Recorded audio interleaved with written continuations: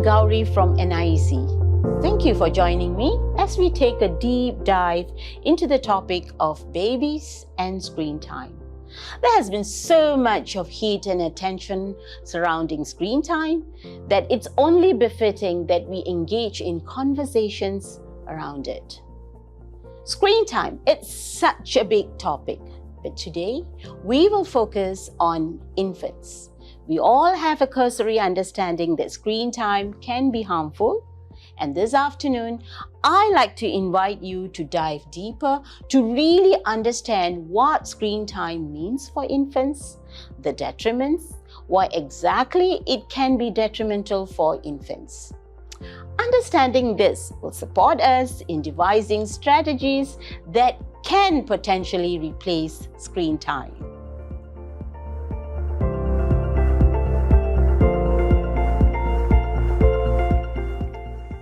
Just a quick check.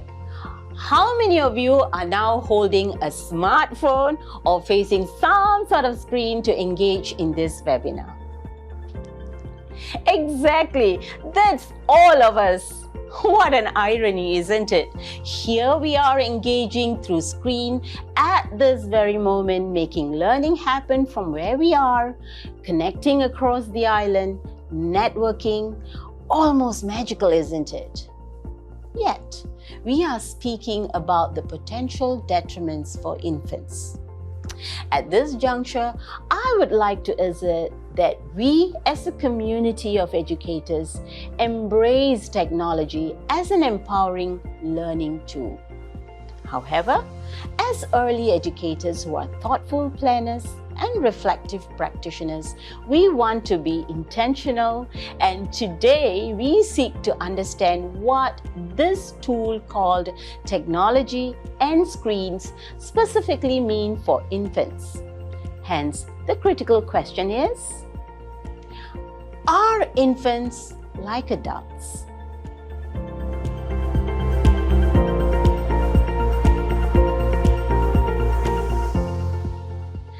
Thank you for the spontaneous responses. The second question is, how are they different?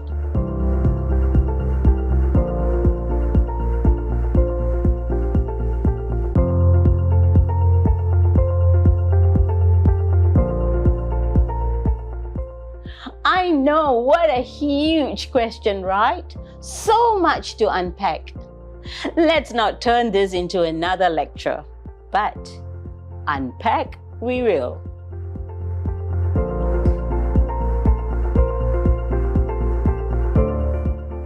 First, let's start by understanding how are babies wired. How do they learn? You might have heard of the term experience-dependent neuroplasticity. This simply means neural connections are strengthened when babies engage in meaningful interactions with the environment and caregivers. Yes, a baby's brain literally thrives by connecting. Let me introduce you to the 4 C's: connecting emotionally, connecting cognitively, connecting socially, and connecting physically. Connecting emotionally. Now, this refers to the secure attachments, warm, consistent, and responsive relationships with caregivers create a sense of emotional safety, which is essential for learning and emotional regulation. Connecting cognitively. Now, this refers to enriched experiences, providing diverse hands-on and engaging activities, including play and exploration that stimulate curiosity and foster the formation of a new neural connections. Connecting socially. Neuroscience informs that social interactions is critical for complex learning. Infants learn language much more effectively from a live, interacting person than from a television or audio recording. Or social cues like eye gaze and spontaneous responses enhance attention and information processing. At this point, I'm sure serve and written interactions come to your mind. Simple, meaningful, and repeated interactions with caregivers with eye contact and touching are the foundation for healthy brain architecture. Connecting physically, physical movements strengthen brain connections, while the brain also forms new physical connections between neurons called synapses. Now, these connections that are used frequently become stronger and more permanent, while those that are not used are pruned away. Pruning. While this is a very important process that serves to strengthen the connections that are used most often, creating efficient pathways, this also means that the brain eliminates extra connections that are not being used. Imagine this. What happens when these interactions do not happen because it is replaced by screen time?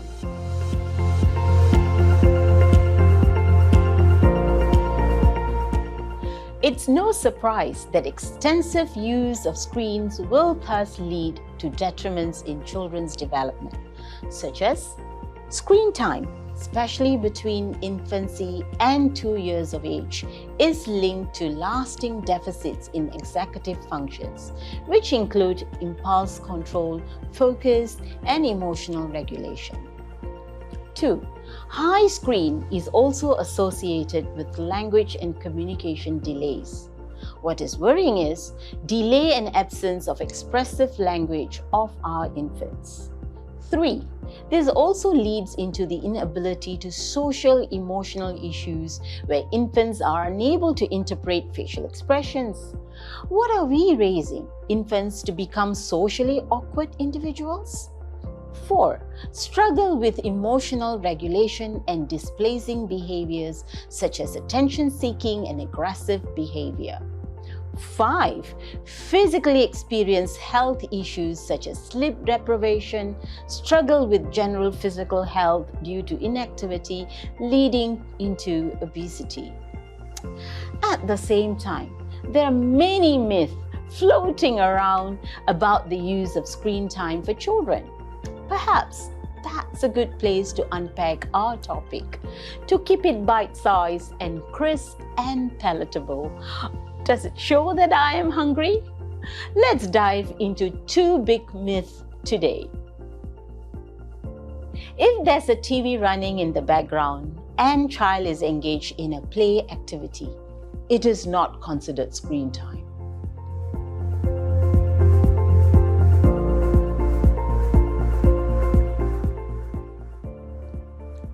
Let's put this into perspective. Before we go on to speak further about screen time, let's define it and understand the different types of screen time.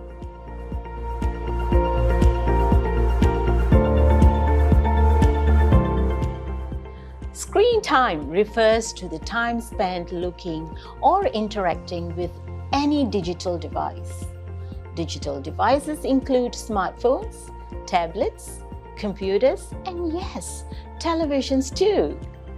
The American Academy of Pediatrics defines screen time as any time spent in front of the screen except for video interactions with family or friends. A common analogy compares different types of screen time to a diet of food. Active screen time is like healthy, nourishing food. That's the fruits, vegetables, whole grains, essential choices for carbohydrates, protein, healthy fats, vitamins, and minerals.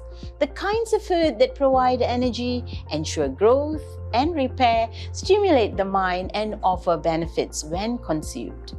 This would be like the educational games, creative apps, video calls, and interactive learning.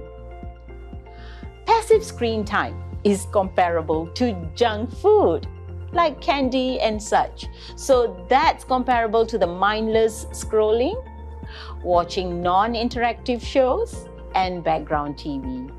It's one-directional, requires low cognitive engagement, and it offers no meaningful interaction. And in a nutshell, a sedentary activity.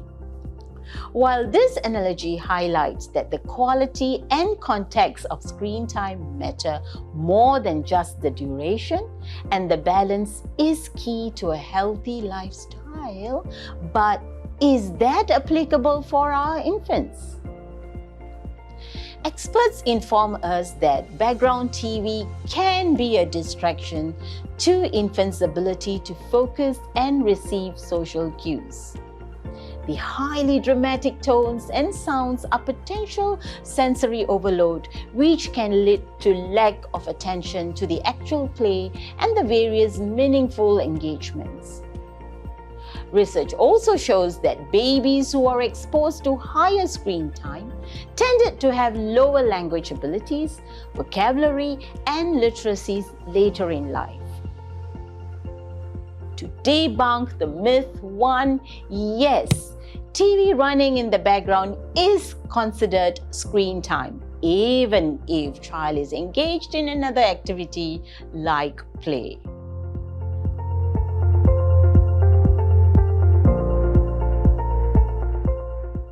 So, what are some strategies? Here's a simple ABC method. A for audio. By that, I mean mindful selection of soothing music. B for be present. By that, I mean be attuned with infant, interacting meaningfully, engaging in joint play with the infant. C for create screen-free zone. This is particularly crucial in shared learning environment and in homes. Personally, as a mother of 3, I added a D, making it A, B, C, D. D for ditch the TV. Well, I took it out of the living room, which most of our centers have done. Using screen time is an acceptable way to calm an infant.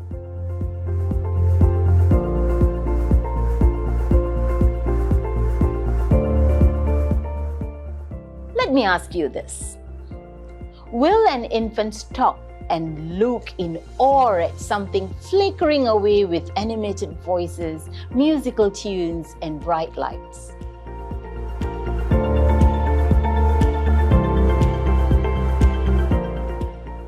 Of course, he or she will most certainly stop, give attention, and possibly be mesmerized.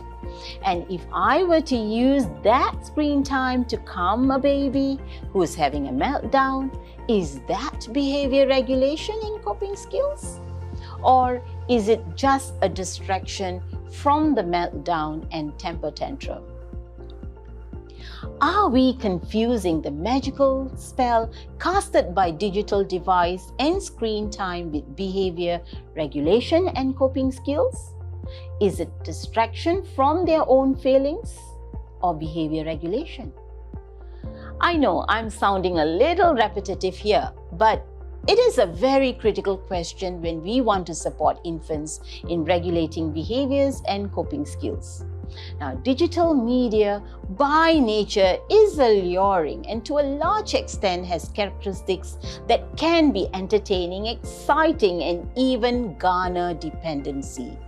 This may not help an infant to develop its own internal coping skills or sensory processing skills.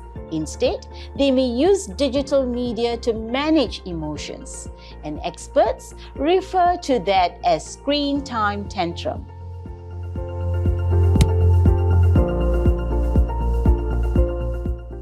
In centers, we have been really on top of our games by conforming to the current regulations by Ministry of Health. MOH announced guidelines on managing screen time among young children, clearly mandating no screen time for infants below 18 months except for interacting chatting. Do not leave screens in the background when child is engaged in other activities. 18 months to 6 years, less than 1 hour outside school.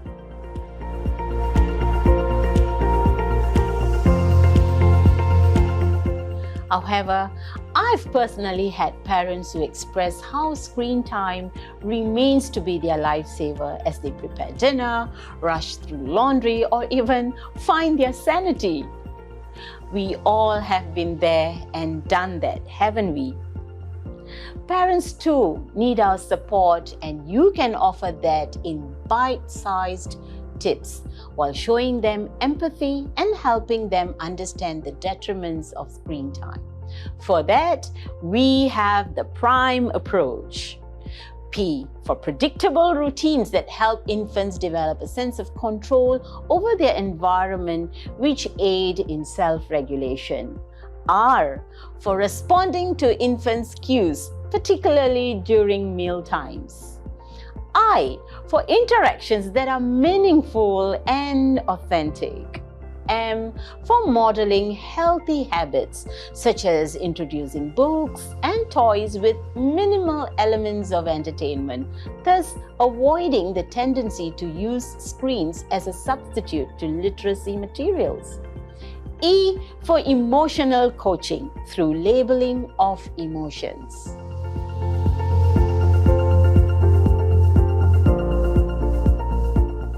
In conclusion, we know today that research tells us very clearly that for infants, screens or digital media do not contribute to learning as much as we used to think it did. In fact, we are concerned about the potential harms it can cause to infants, such as developmental delays and learning difficulties in all domains of development. I hope you've enjoyed this session as much as I did presenting and having this conversation. I would like to take this opportunity to applaud you for the work that you do in advocating for our infants and caring for them in their critical years.